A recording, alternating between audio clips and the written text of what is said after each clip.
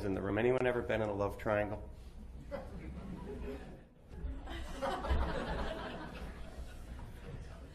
I've heard love triangles are not terribly functional.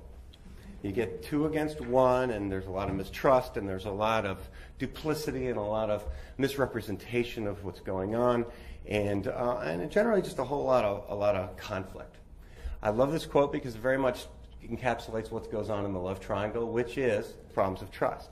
People look at providers, and they read one bad story about one bad doctor or one bad hospital doing too many cardiac catheterizations, and all of us get painted that color. None of us are trustworthy. Doctors are all crooks, and hospitals are dysfunctional bureaucracies, and HMOs are bad, and drug companies are price guys, and et cetera, et cetera, et cetera, and on it goes. And this is sort of the reality. And I'll tell you right now, what people think of as quality in healthcare, it isn't quality. It's surface. It's satisfaction. It's convenience. It's not quality. I was involved in a study. Surprisingly, this study was never published. I was involved in peer reviewing a study that looked at surgeons, and people asked, how good is your surgeon? Rate your surgeon on like a 1 to 5, 5-star rating or whatever it was. I don't even remember, this was years ago. These were people who had had hip replacements and knee replacements, and they asked them, now let's look at, can you walk? How quickly could you walk? How quickly could you walk up the stairs? What percentage of them needed to be redone? True clinical quality, the stuff the orthopedist would say matter. Guess what the relationship between that scale and the scale of patients' perception of their surgeon was? Completely inverted. At the time, I was very involved in a healthcare information company, and we were trying to turn the corner and provide more information about hospital care and doctor quality to directly to patients. And I'm talking this all up with the chief medical officer of a very large health insurance company. The internet's coming. See, this is 1998. The internet's coming. People are going to have access to all this great information. We're on the verge of a consumer healthcare information revolution. And he's like, yeah, his eyes were wet. Yeah. Here's your consumer healthcare information revolution right here. And he starts waving this Reader's Digest around in this meeting, and I thought that very odd. This is what makes me crazy. This is your consumer healthcare information, and I got to deal with this. And I'm like, what can they possibly be telling those people in this Reader's Digest? So I'm reading it. What top women doctors want you to know? Get a pap smear. Get a mammogram. Have your bone density scanned. Have your cholesterol checked. I'm like, this is not snake oil. This was good, evidence-based. At the time, it was perfect. And this is my aha moment. 7 of the 10 top things that top women doctors want you to know equal go get some sort of diagnostic workup. You're perfectly healthy, you're perfectly asymptomatic, but go get a test. And 5 of the 7, if they have anything less than a normal result, guess what happens next? Go get on a drug. The real truth is that if that guy aggressively said, everybody read Reader's Digest and go get a pap smear and a mammogram and a bone density scan and have your lipids checked, that health plan would be bankrupt. All those healthy people demanding all that stuff, some of them ending up on new drugs they didn't know they needed, would be a disaster. For that health plan to do the right thing, which is, it is the right thing, would make them completely uncompetitive. It would make them completely a high-cost plan in the short run for doing the right thing in the long run, which in the case of, let's just look at cholesterol. The economic studies that show aggressive prevention of heart attacks and hospitalizations with cholesterol-lowering meds does pay economically in year 7. So not only does the health plan not care, the employer doesn't care. And this is old data. That 6.4 years is quaint now. That ultimately, by the way, is the definition of a market failure. If everybody knows the right thing to do and everybody does the wrong thing, that's a market failure. The new pill that can end aging. The new pill that can end aging. And this is, this is on Reader's Digest, right? Must be so. Well, there's no new pill that can end age. Well, it's not new. It's called cyanide. It's not new at all. And the good news is it's available, since it's not new, it's available in generic form. It's a cornerstone of the Canadian healthcare system. So,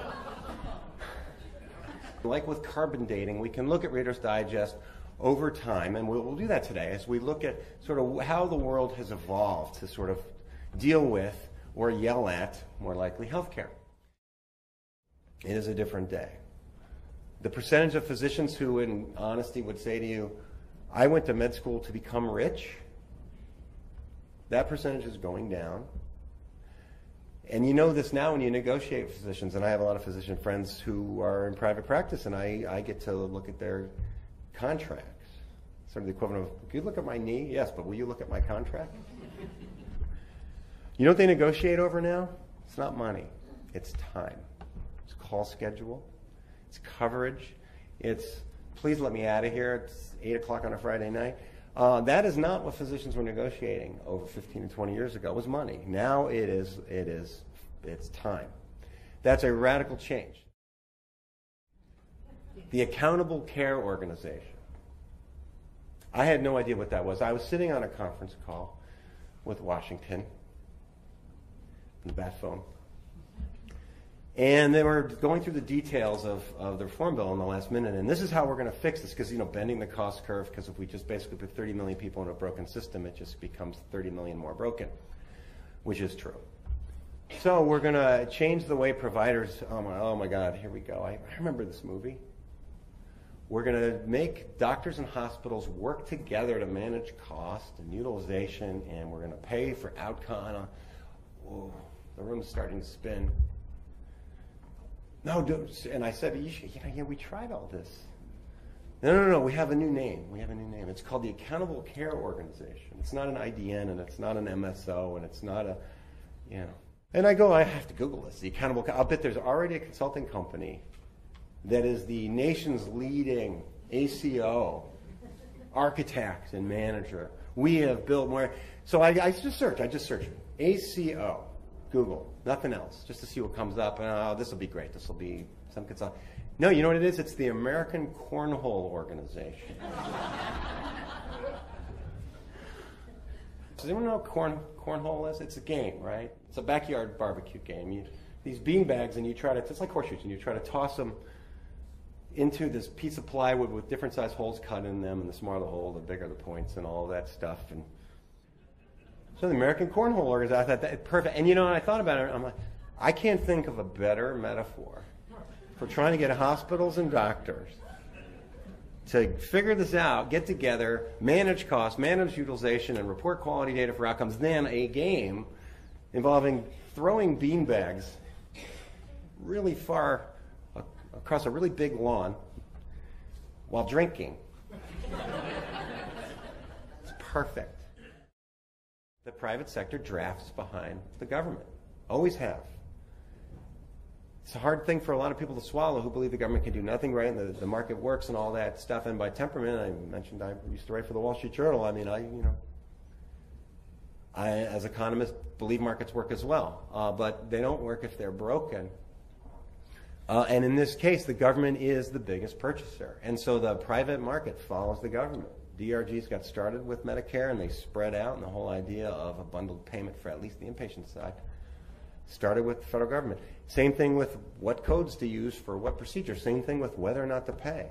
A lot of times you use the government as cover fire. Medicare won't pay for that. It's experimental. It's more likely to harm you. So neither will we. So while this huge fortress of the ACO is being built for all of us for Medicare, if that collapses tomorrow, standing behind it is Humana and Cigna. The rational consumer. Yeah, that's true, kind of. It's actually not true at all. And cutting-edge economic theory says there isn't a rational consumer at all, not even of shoes or hotels or cars. It's mood-driven. The number one predictor of what someone's willing to pay, and we're not talking about someone with cancer, we're talking about somebody buying a pair of shoes, is their serotonin level. Really. The Nobel Prize for Economics, a few of the last several cycles, have been given to people who have blended psychology with economics, because we found that there is no such thing as a rational consumer.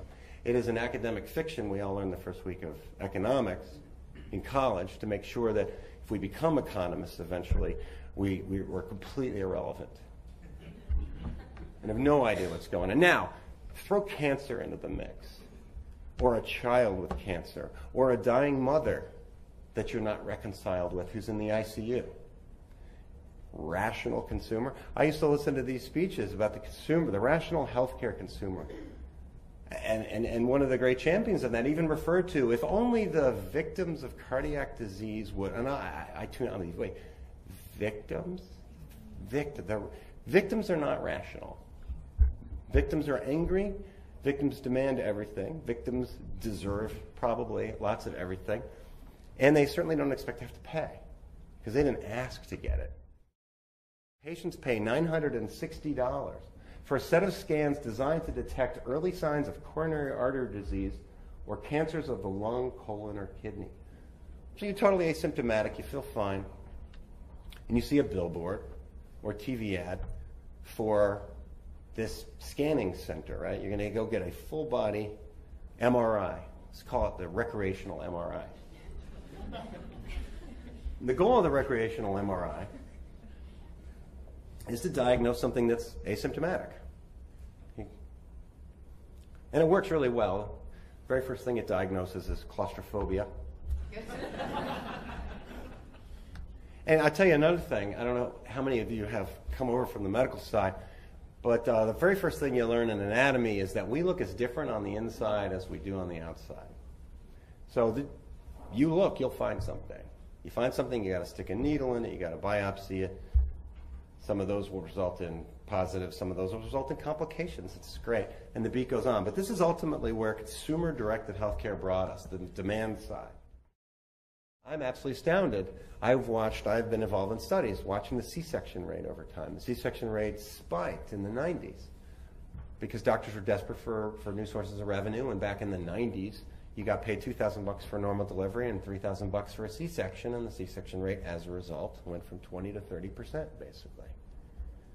It's like, wow, C-sections pay better. Let's do it that way.